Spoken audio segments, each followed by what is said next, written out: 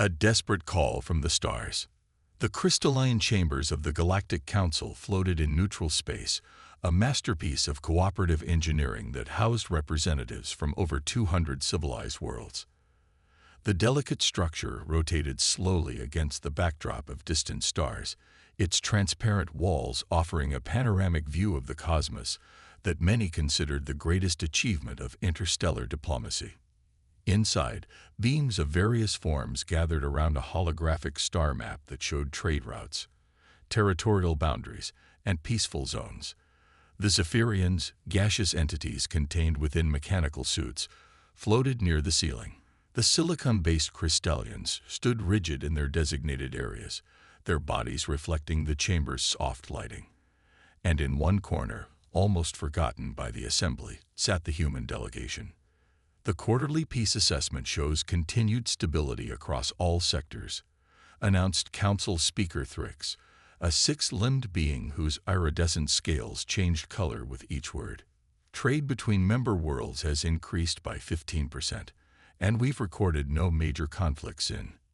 A piercing alarm shattered the tranquility. The star map flickered and transformed, zooming into a distant sector where dozens of red indicators pulsed urgently. The assembled beings fell silent, their various forms of anxiety rippling through the chamber like a physical wave.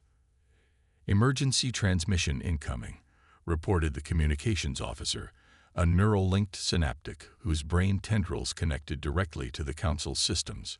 Origin: Cenary Empire, Outer Rim. Classification: Extinction-level threat. The hologram shifted, revealing the image of a Cenary commander. The once proud warrior's chitinous armor was cracked and scorched, their four eyes dim with exhaustion. Behind them, explosions lit up the darkness of space, casting shadows across their insectoid features. "Galactic Council," the Cenary gasped, their translators struggling with the urgency in their voice. "This is Supreme Commander Kextar of the Cenary Defense Fleet. We face annihilation. The Devourers have returned. Our weapons are useless. Our shields fail. Entire worlds, consumed in days. We have lost 60% of our territory." The image crackled with interference. "We know we have remained apart from the Council. We know our pride led us to refuse membership. But we beg you now, help us, before it's too late for all of us." The transmission ended with a burst of static, leaving the chamber in stunned silence. The Cenary Empire, with its 1,000-year history of military might and technological superiority, was calling for help. These were the same beings who had once boasted that their defenses could withstand any threat in the galaxy. Council Speaker Thrix's scales shifted to a deep purple of concern. The Devourers. We had thought them a myth, a legend from the old cycles. The energy signatures matched the ancient records, the synaptic officer confirmed. Biomechanical entities that consume all matter in their path. They were last seen 3,000 years ago, before the current civilizations rose to prominence. Fear spread through the chamber like a contagion. The Zephyrians condensed their gaseous forms, a sign of extreme distress. The Crystallians' harmonious hum became discordant.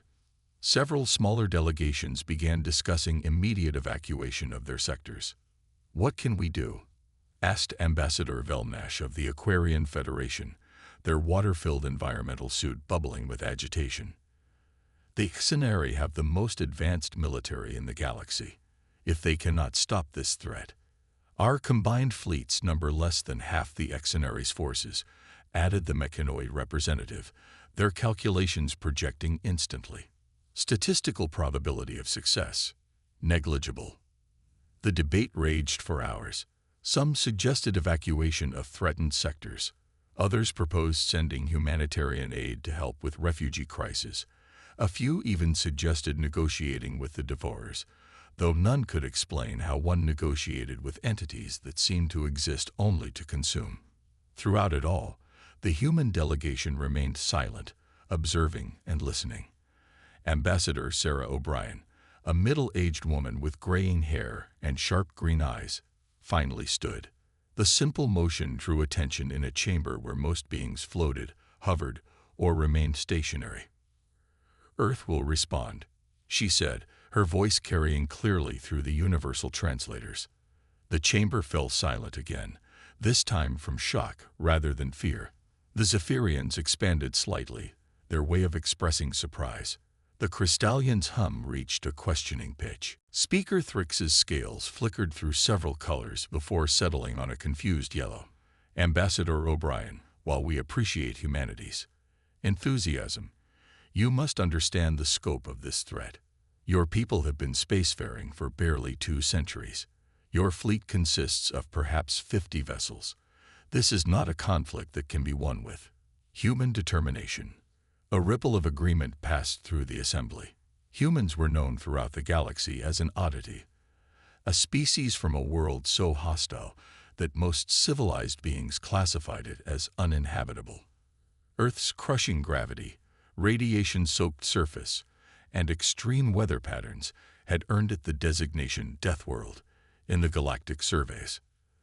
The fact that intelligent life had evolved there at all was considered a cosmic joke by many. That such life had achieved spaceflight was seen as impressive, but ultimately irrelevant to galactic affairs.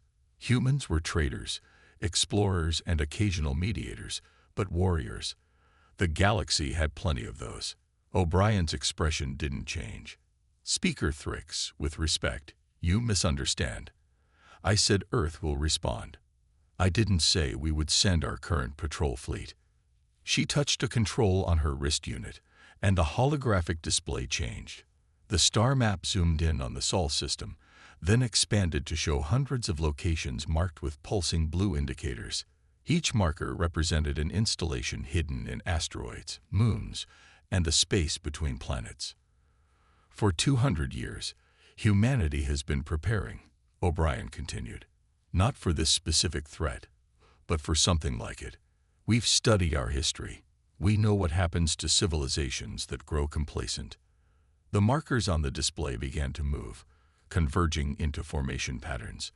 Numbers appeared beside them, ship counts that made several delegates step back in surprise. Earth's active fleet is 50 vessels, O'Brien confirmed. Our reserve fleet numbers 1,500. Fully automated shipyards have been constructing and maintaining these ships since our first contact with alien life. We hoped never to need them. But hope is not a strategy. The mechanoid delegate's optical sensors brightened. 1,500 warships. Impossible. The resource requirements alone. We're from a death world, O'Brien interrupted.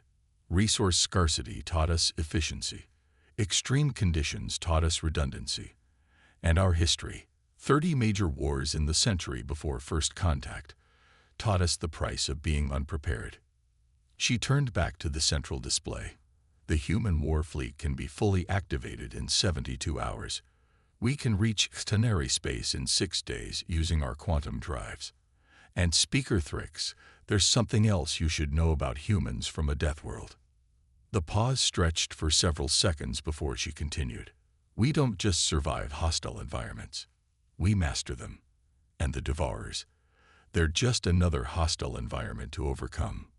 Far from the council chambers, in orbit around Earth, Admiral Wei Chen received the emergency activation codes he trained for, but never expected to use. The stocky officer stood in the command center of Orbital Defense Station Alpha, watching as systems that had been dormant for decades came online. Confirm activation authorization, he ordered, his voice steady despite the magnitude of what was happening. Authorization confirmed, replied his second-in-command, Captain Marcus Rodriguez. Reserve Fleet activation protocols engage. Automated systems responding.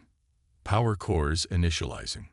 Through the viewports, Chen could see the first signs of the awakening. In the asteroid belt, massive hangar doors opened for the first time in 50 years. Ships began to emerge, not the sleek, diplomatic vessels the galaxy associated with humanity, but angular, heavily armored behemoths built for war. Status report, Chen commanded. 1st Battalion, 300 heavy cruisers, powered up and running diagnostics. 2nd through 5th Battalions reporting similar progress. Dreadnought Division. Sir, The Prometheus-class ships are coming online. Chen nodded grimly. The Prometheus-class dreadnoughts were humanity's final option. Ships so powerful that their very existence had been classified. Each one carried enough firepower to crack a moon, with armor designed to withstand direct hits from nuclear weapons. "Send word to all sector commanders," Chen ordered. "Full recall of retired personnel. Anyone with combat experience in the last 30 years. We're going to need every trained hand we can get." "Sir," Rodriguez hesitated. "The civilian government is asking about public reaction. How do we explain launching the largest military operation in human history?" Chen turned from the viewport, his weathered face set with determination. "Tell them the truth. Humanity received a call for help. And when the children of Earth are called to stand against darkness, we answer." As he spoke, memories flashed through his mind. Stories passed down through generations about humanity's journey from their hostile homeworld. Earth had tried to kill them with ice ages and volcanic winters. Predators had hunted them. Diseases had decimated their populations. They had nearly driven themselves to extinction through war and environmental destruction. But they had survived. More than survived. They had thrived.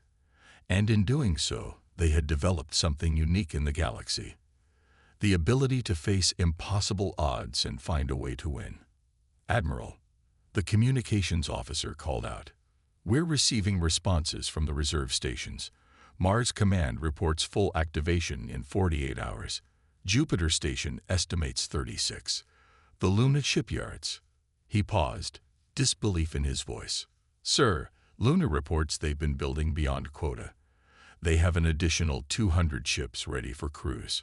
Chen allowed himself a grim smile. Human paranoia. Sometimes it pays off. He turned to the tactical display.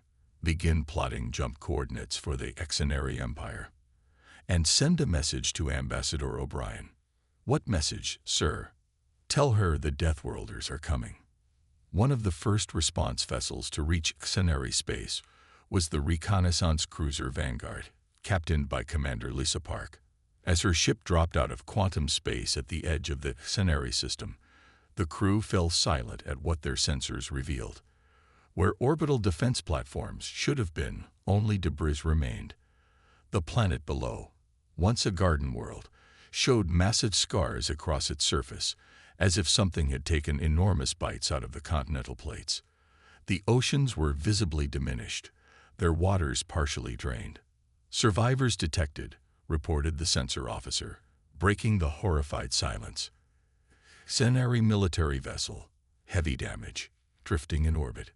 "Bring us alongside," Park ordered. "Prepare rescue teams." The Exenary ship was a wreck, its proud hull torn open in multiple places. Park led the rescue team personally, their magnetic boots clicking on the alien deck as they searched for survivors. They found them huddled in the command center. 5 Exenary officers, including one wearing the rank insignia of a fleet commander. The commander raised their head as the humans entered, their compound eyes focusing with difficulty. "Humans." The word came out as a rasp of disbelief. "The Council sent humans. We came on our own," Park replied, kneeling beside the injured alien. "Help is coming. Real help. But we need information. What are we facing?" The Exenary commander, identified as Kexville, shuddered. "They are hunger incarnate. The Devourers care nothing for conquest or subjugation. They simply consume. Organic matter, metals, water, atmosphere, everything is broken down and absorbed." Park's medical officer worked to stabilize the Exenary. As Kexville continued, "Our weapons hurt them, but cannot stop them. They adapt to each attack, learning and growing stronger. And worse," the commander's voice dropped to a whisper, "they are intelligent. They strategize. They set traps. They learn our tactics and counter them." "How many?" Park asked. "Thousands of ships. But ships is the wrong word. They are more like living beings themselves, growing larger with each world they consume. The largest."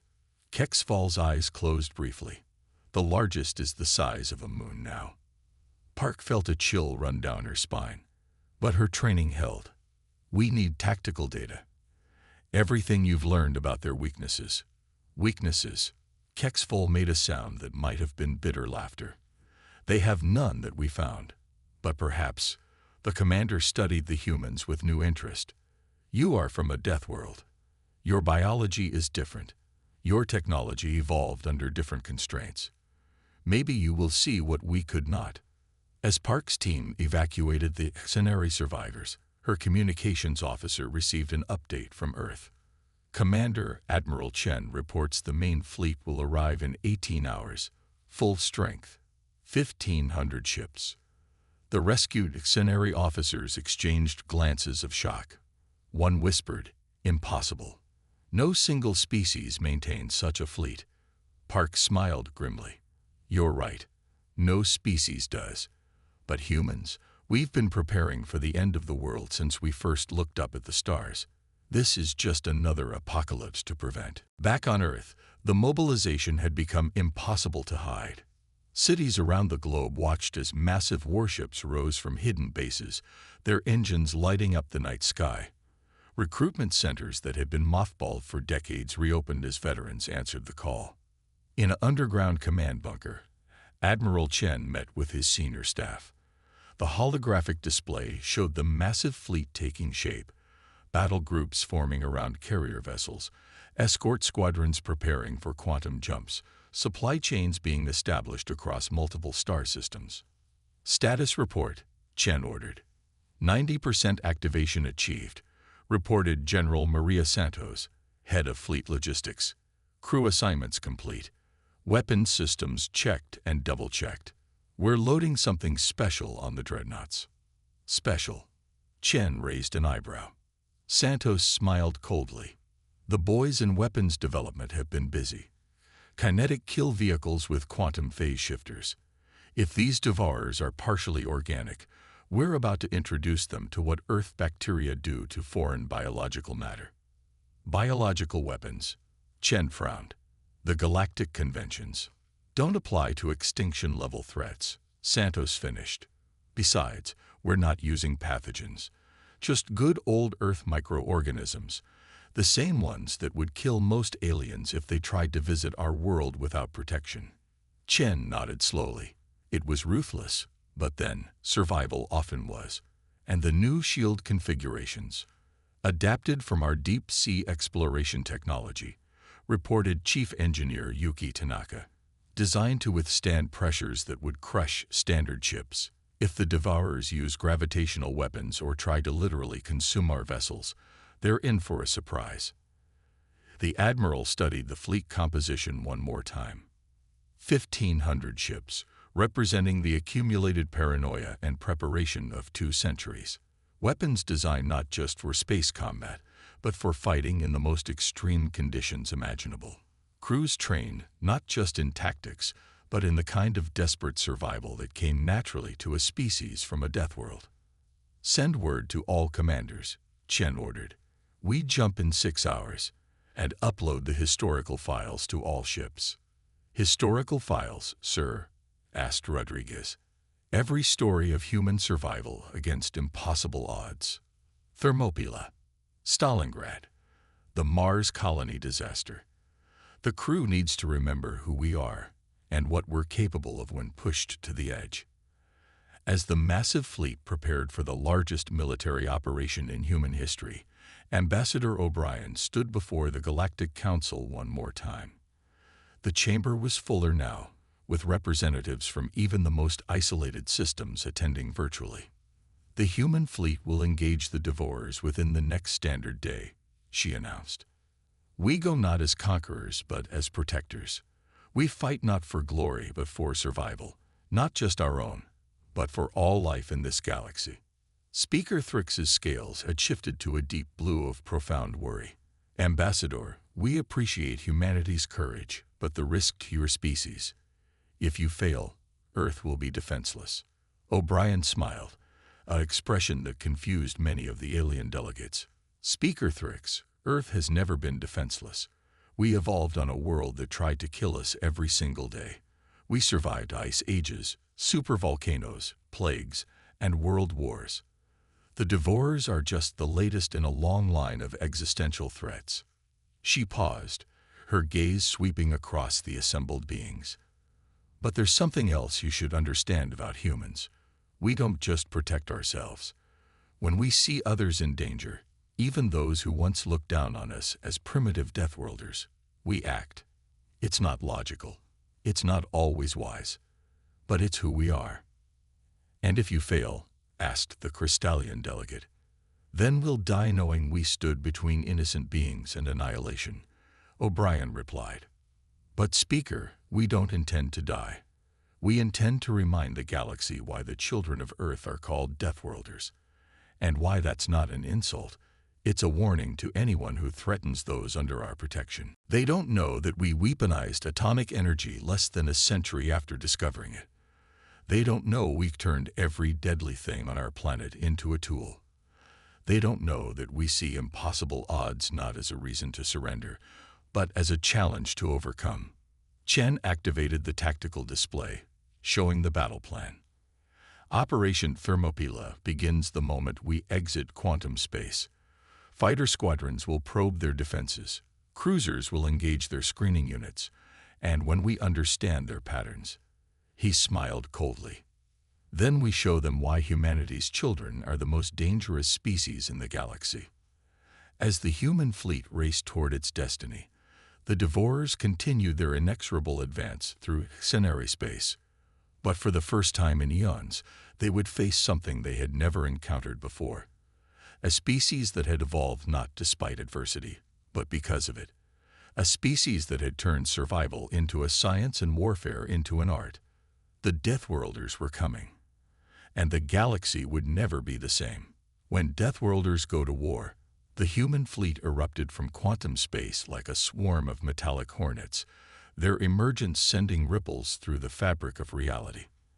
Admiral Chen stood on the bridge of the Prometheus, watching as tactical displays, filled with data from hundreds of ships, taking position around the devastated Xenari colony of Haven Prime. Fleet status.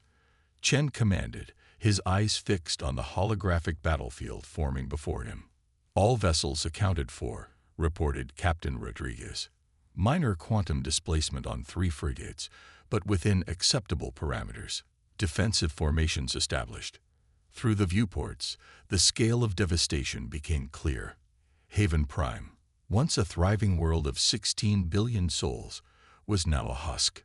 Entire continents had been stripped bare, leaving behind geometric patterns that looked disturbingly organic. The oceans were gone, their basins filled with a writhing mass of something that defied classification. Contact, called out the sensor officer, Lieutenant Commander Eva Petrov. Multiple Devourer vessels emerging from the planet's shadow. Count. Still counting. 500 and climbing. Chen felt the familiar calm of combat wash over him. All ships, weapons free. Execute Thermopylae protocol. Let's see what these bastards are made of. The first engagement lasted 17 minutes and provided humanity with crucial intelligence. Devourer ships moved like living creatures, their hulls rippling and shifting as they maneuvered. Energy weapons caused surface damage but seemed to be partially absorbed. Kinetic rounds penetrated deeper, but were slowly pushed back out as the organic hull material regenerated. Fascinating, muttered Dr. James Wright, the fleet's chief xenobiologist, studying the real-time data. They're not ships in any conventional sense.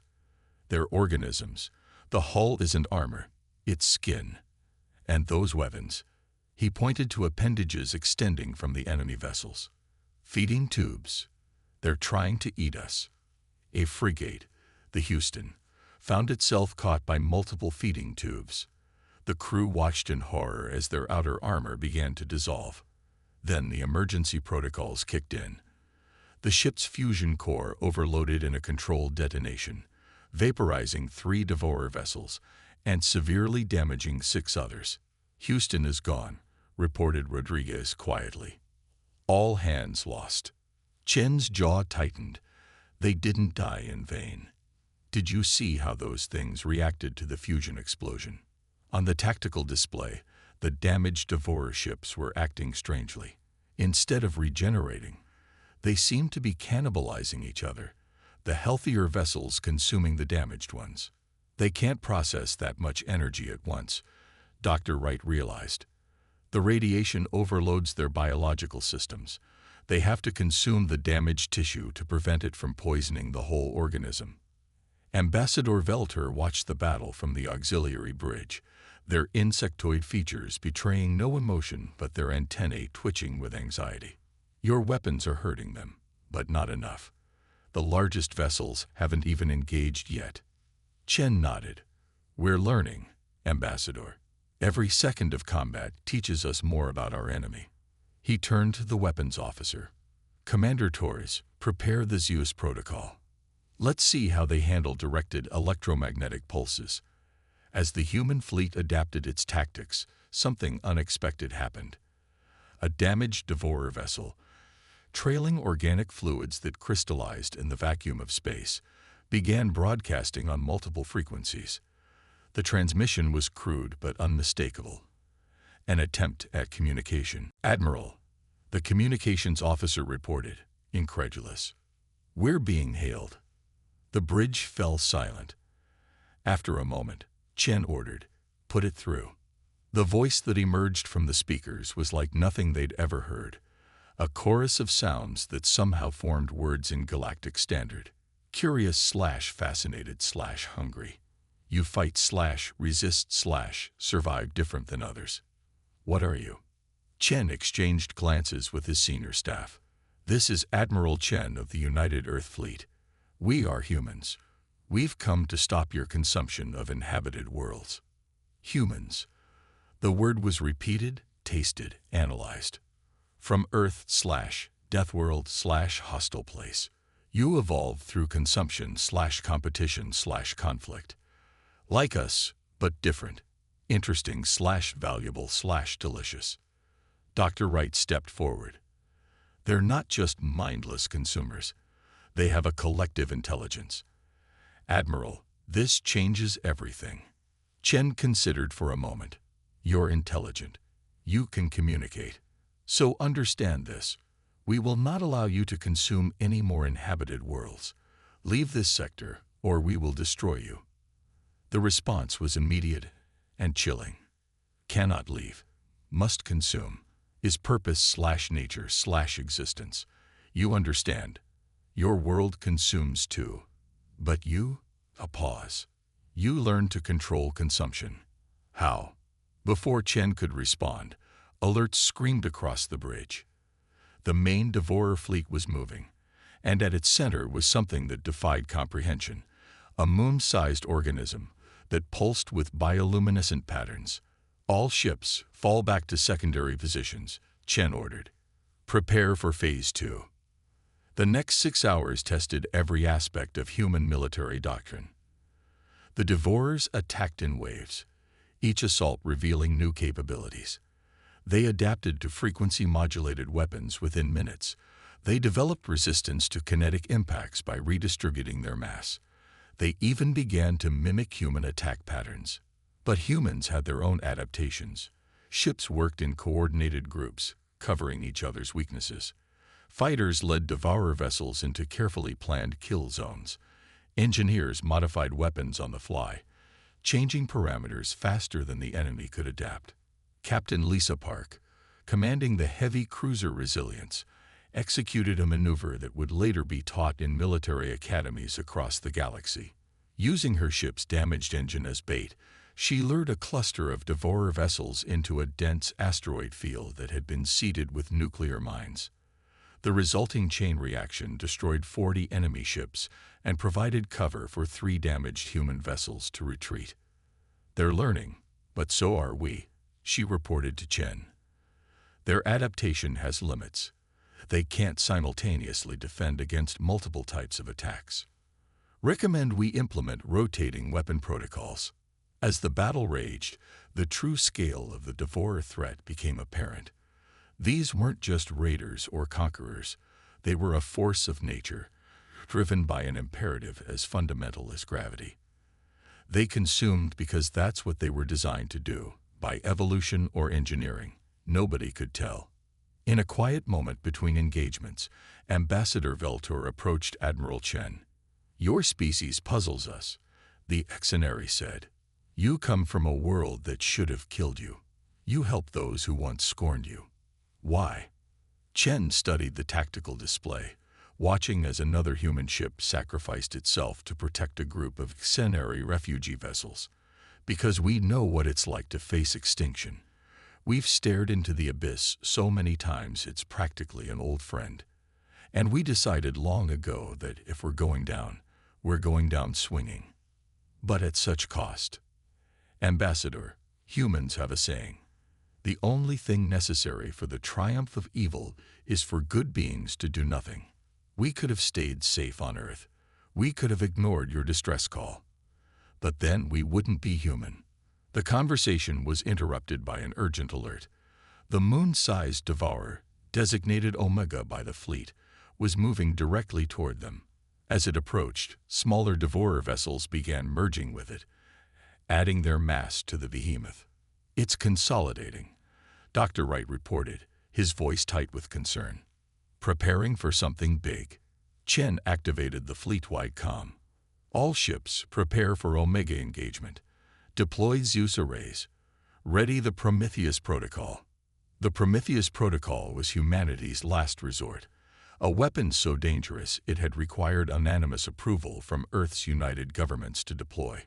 Based on principles discovered during humanity's brief and violent first contact with quantum weaponry, it essentially turned a ship's entire mass into a quantum destabilization bomb. As Omega approached, it began to pulse with energy patterns that interfered with human sensors. Ships reported system failures, communication disruptions, and worse, crew members experiencing vivid hallucinations. "Psychic attack," reported the medical officer. "It's trying to break our minds before it breaks our ships." Chen smiled grimly. "It doesn't know who it's dealing with. Humans have been fighting our own minds since we developed consciousness. All crew, implement cognitive resistance protocols. Remember your training." The final battle began with Omega unleashing energies that warped space itself. 3 destroyers were caught in gravitational anomalies that compressed them into spheres of twisted metal. A carrier group found itself aging rapidly, their ships rusting and degrading in seconds. But humans had faced impossible odds before. Ships dove through distortion fields, trusting their reinforced hulls and the skill of their pilots. Weapons officers calculated firing solutions that seemed impossible, accounting for bent space and time dilation. Engineers pushed their systems beyond all safety limits, knowing that holding back meant certain death. The breakthrough came from an unexpected source. Lieutenant Maria Santos, a xenolinguistics expert assigned to monitor devourer communications, noticed patterns in their energy emissions. "Admiral, their consciousness isn't centralized. It's distributed through quantum entanglement. Every devourer is connected to every other one. If we can disrupt that connection..." Chen immediately understood. "The quantum virus.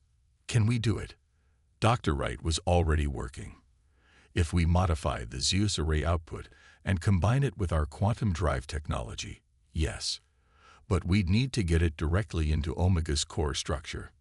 "Leave that to me," said Captain Rodriguez, Shen's longtime second-in-command. "The Indefatigable's engines are already damaged. One last run." Before Chen could object, Rodriguez had already transferred to his ship. The Indefatigable, a kilometer-long battlecruiser, began its final charge. Devourer vessels swarmed to intercept, but the rest of the human fleet provided cover, laying down devastating barrages that cleared a path. As the Indefatigable penetrated Omega's outer defenses, Rodriguez broadcast on all frequencies. "For Earth, for humanity, for every soul these monsters have consumed." The ship plunged into Omega's mass, its quantum drives overloading in a specific pattern designed to disrupt the creature's neural network. For a moment, nothing happened. Then Omega convulsed, its moon-sized bulk rippling with uncontrolled energy. The quantum disruption cascaded through the Devourer network. Ships throughout the system began to spasm, their organic components failing as their shared consciousness fragmented. Some turned on each other, the imperative to consume overriding all other directives. Others simply shut down, drifting lifeless in space. But the victory came at a cost. The quantum cascade wasn't perfectly controlled. Several human ships caught in the expanding wave suffered critical system failures. The dreadnought Washington disappeared entirely, shifted into a quantum state that defied measurement. As the remaining Devourers retreated into deep space, their collective consciousness shattered. Admiral Chen surveyed the battlefield. Of the 1,500 ships that had entered the system, fewer than 900 remained operational. Thousands of human lives had been lost. Ambassador Veltor approached again, this time with other Xenari officials. "We owe you a debt we can never repay. You've saved not just our species, but countless others." Chen shook his head. "We didn't do it for debt or gratitude. We did it because it was right. Because in this vast, cold universe, sometimes the only thing standing between civilization and darkness is the willingness to fight for strangers." In the weeks that followed, as the galaxy processed what had happened, attitudes toward humanity underwent a fundamental shift. The term Deathworlders was no longer whispered with disdain, but spoken with respect, even awe. The Galactic Council convened an emergency session where Earth was offered full membership with unprecedented privileges. Ambassador O'Brien accepted on behalf of humanity, but with characteristic human pragmatism. "We accept membership, but not special status," she told the assembly. "What humanity offers isn't superiority, it's perspective. We evolved in hell, yes, but that taught us that survival isn't just about strength.